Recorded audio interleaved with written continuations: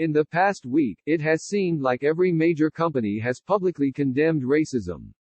All black squares cover corporate Instagram. Executives have made multi-million-dollar pledges to anti-discrimination efforts and programs to support black businesses.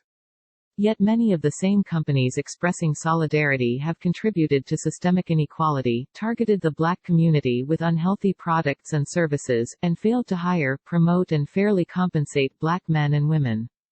Corporate America has failed Black America, said Darren Walker, the president of the Ford Foundation and a member of the board of Pepsi, and who is black. Even after a generation of Ivy League educations and extraordinary talented African Americans going into corporate America, we seem to have hit a wall. With dozens of cities protesting the violent deaths of George Floyd, Ahmaud Arbery, Breonna Taylor and others, a national conversation about racism is underway. For black executives, who have spent their lives excelling at business while overcoming structural discrimination, the killings and ensuing protests have unleashed an outpouring of emotion. Many are speaking candidly about their private fears, as well as their disappointment with the corporate apparatus that made them stars. Wes Moore, the chief executive of Robin Hood, a New York charity combating poverty, said he chooses his workout clothes to minimize the chances anyone will consider him, as a black man, dangerous. I pick the outfit that I wear when I run strategically, he said.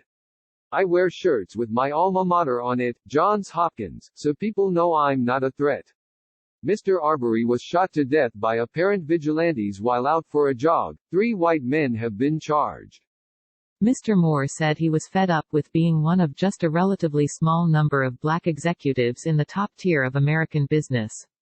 The list starts getting very thin very quickly, he said. There aren't enough good examples. We've been satisfied with exceptions and exceptionalism. We've been satisfied by putting John Rogers on every board, he added, referring to the black investor who has been a director at Exelon, McDonald's, Nike and the New York Times Company. But we haven't been deliberate about building bench and pipeline. Robert F. Smith, a private equity billionaire and the richest black man in America, said he has been overwhelmed by conflicting feelings. I am saddened, I am angry, I am upset and I am determined, he said. I run through that wave of emotions every minute. Mr. Smith added that for the first time in a long time, he had reason for optimism. Over the past week, he said, he has been inundated with calls from other business leaders wanting to know what they can do. This is the first time in my life I've seen not just empathy, but engagement, he said. This is unacceptable, and other CEOs are asking how they can get involved. Mr. Walker, too, said the severity of this moment seemed to be shocking some companies into action. Corporate America can no longer get away with token responses to systemic problems, said Mr. Walker, who has been protesting in New York. It is going to take a systemic response to sufficiently address this crisis that has been decades in the making. As brands rushed to align themselves with protesters over the past week, their words often rang hollow, undermined by their own actions. Amazon called for an end to the inequitable treatment of black people. Yet the company has faced sustained criticism for poor working conditions and low pay. In March, it fired Christian Smalls, a black employee at a Staten Island warehouse who was demanding safer conditions while working in a pandemic, and the company's general counsel disparaged him as not smart or articulate. Amazon has said Mr. Smalls violated its social distancing policy, and that the executive did not know he was black. The commissioner of the National Football League, Roger Goodell, issued a statement saying the protests express the pain, anger and frustration that so many of us feel. But his organization has banned players, most of whom are black, from kneeling to protest police brutality, and the quarterback most identified with the gesture, Colin Kaepernick, has been effectively blacklisted. On Friday night, Mr. Goodell appeared to reverse himself, saying, "We, the National Football League admit we were wrong," and adding, "I personally protest with you." L'Oreal shared a post that read, "Speaking out is worth it." But 3 years ago, the makeup company dropped its first transgender model, Monroe Bergdorf, when she spoke out about racism after the white nationalist violence in Charlottesville, VA. Most of these corporate statements were put together by the marketing team that was trying not to offend white customers and white employees, said Dorothy A. Brown, a law professor who studies economic injustice at Emory University in Atlanta. It's complete BS. It's performative. Companies have for the most part addressed racism only in the face of overwhelming public pressure. In the 1980s, for example, a global protest movement forced corporations including General Motors and Pepsi to stop doing business in apartheid South Africa. More often, however, companies have studiously avoided confronting the legacy of racism. Members of corporate America have generally not distinguished themselves as moral leaders, said Ursula Burns, the former chief executive of Xerox and a board member at Exxon. They generally have gone along with the flow, and for a long time that's all we expected them to do. They were responsible to their shareholders. Ms. Burns herself, despite leading a gilded life as a successful black CEO, said that law enforcement still makes her nervous. I dress like the 1%. I drive like the 1%. I wear watches and jewelry like the 1%, she said, adding, I worry every day if a policeman is near me. They look at me as first and foremost a threat to their place in society. She added that with police cracking down violently on protesters, it is the scariest moment I have been in my entire life. Even after the violence in Charlottesville, which led to an abrupt disbanding of President Trump's business advisory councils, few companies made lasting policy changes. Instead, generations of well-intentioned pledges by businesses have resulted in only marginal advancement for the black community. The coronavirus pandemic has exacerbated grim employment trends, and today fewer than half of black adults in America have a job. Black workers make less money than white workers. That is due in part to the fact that they are more likely to have poorly paying service jobs, but research also shows that highly educated black employees are paid less than their white peers.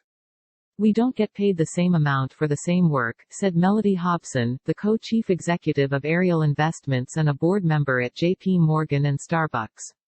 We've been disproportionately affected in layoffs and unemployment. At many of America's major employers, black men and women are absent from meaningful leadership roles. The nation's largest health care company, CVS, has no black people on its senior leadership team. In finance, there are no black people on the senior leadership teams of Bank of America, J.P. Morgan, where managers in Phoenix branches were recorded making racist remarks, or Wells Fargo, which recently faced a federal lawsuit for discriminating against minority home buyers. In technology, there are 0 black members of the senior leadership teams of Facebook, Google, Microsoft and Amazon.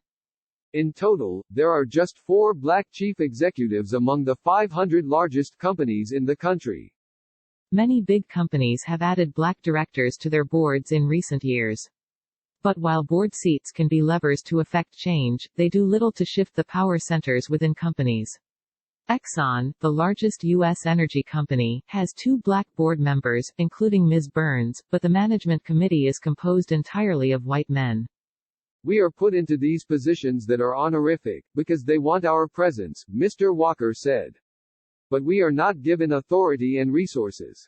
With black individuals deeply underrepresented in Silicon Valley and largely absent at the highest levels of major corporations, little of the wealth created in the stock market or the technology boom has gone to black families. Today, typical black households have just 1/10 the wealth of typical white households, according to Federal Reserve data. Robert Refkin, the black co-founder and chief executive of the real estate brokerage Compass, said that at one of his first jobs, he asked his employer why they didn't do more to attract and promote black employees. They said, "We tried so hard, but we didn't get the return on investment," he recalled. It was a clarifying moment for Mr. Refkin, who grew determined to start his own company and went on to found Compass, which is valued at $6.4 billion. My blood boiled a long time ago, he said, when I formed the impression that most companies don't care.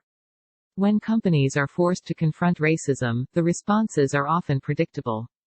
The playbook is, issue a statement, get a group of African American leaders on a conference call, apologize and have your corporate foundation make a contribution to the NAACP and the Urban League, Mr. Walker said.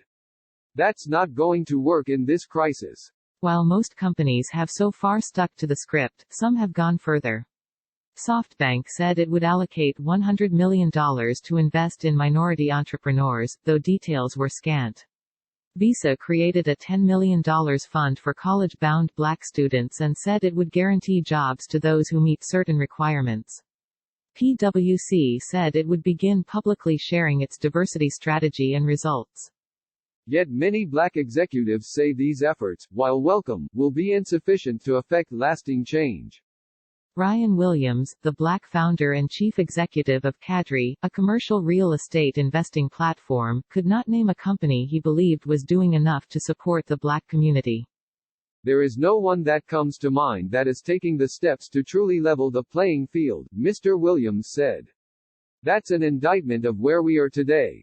Mr. Williams has joined the protests in New York, and said he believed that little more than luck separated him from the men whose faces are now found on murals and placards.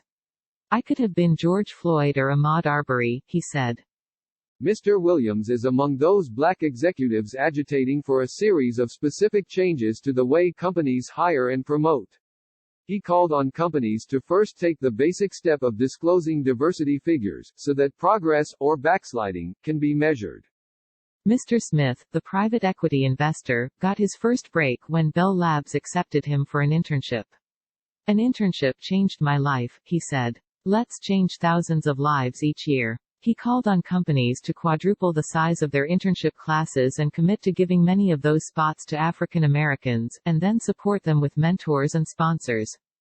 Boards should hold themselves and management accountable for specific objectives around recruitment, retention and promotion of African Americans and other minorities, said Mr. Walker. Only when companies and management are accountable in ways that are quantifiable will we see real systemic transformation of corporate America. Few companies are forthcoming about the racial composition of their workforces. Only 40% of companies are transparent about the gender and racial makeup of their employees, according to Just Capital, a nonprofit that tracks corporations' social impact. And just one company, Intel, has disclosed wage data by gender, ethnic and racial breakdowns. In business we set targets on everything, Ms. Hobson said. Only in the area of diversity have I seen CEOs chronically say, "We're working on it."